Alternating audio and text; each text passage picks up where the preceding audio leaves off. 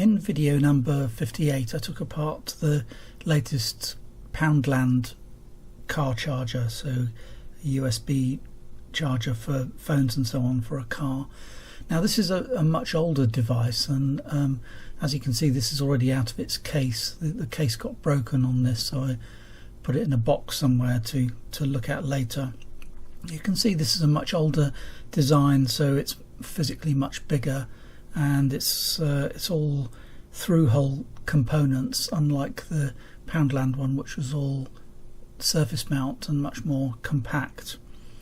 So this one's also based around a switch mode chip, so this is the 34063, and we'll have a look at the datasheet for that in a minute.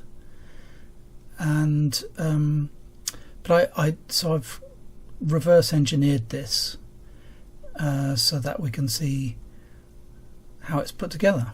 So this is a picture that I took and printed out. So this is just the underside of the circuit board, and I've drawn the components on so that I can figure out what's going on here. And you'll see at the bottom here there's also a sketch of how the components relate to each other. One thing that's quite interesting on this that I wanted to point out was this network of resistors. So if we look near the connector, so you can see there are 4 surface mount resistors here mounted around the USB interface. And this is the resistive divider network that I've talked about before, that's used by Apple devices. So it's a way of signaling to the smartphone how much current it can safely draw from the charger. So that looks like this. So we have the D+ and the D- both have similar networks. So we've got a 50k resistor and a 75k resistor.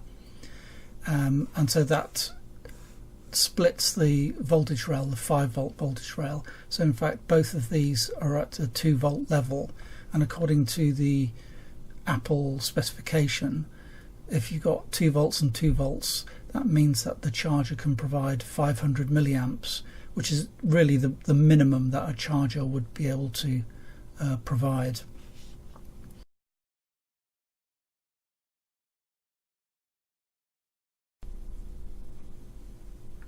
So if we look at the data sheet for the 34063, this is a relatively old device now. If you look at the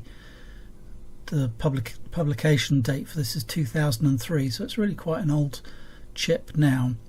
But what this is it's a building block for making switch mode power supplies or DC to DC converters.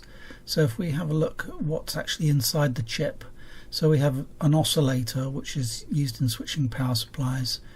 We have a voltage reference, so it has its own built-in voltage reference. We have a comparator, which is useful if you need to measure the amount of current that's being drawn, or measure the voltage against the specified voltage for the power supply. And there's some switching logic in here, and up the top here you can see there's a series pass transistor built into it. So the main current path comes down through here, through this switching transistor here. So it's got quite a lot of useful components built in this 8-pin chip.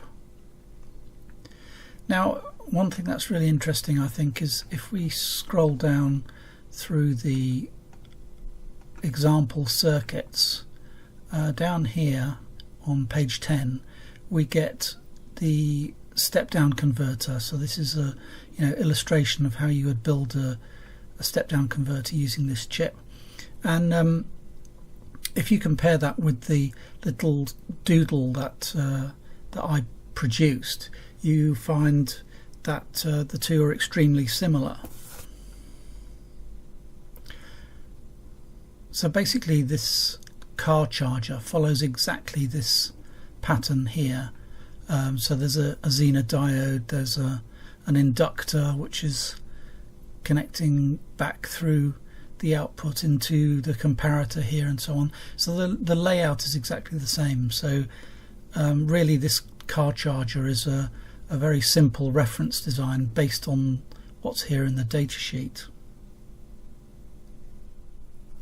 So by modern standards, really this is totally outclassed by the new, more compact, more powerful surface mount designs like this. But it's interesting to see the internals of these and see how they worked.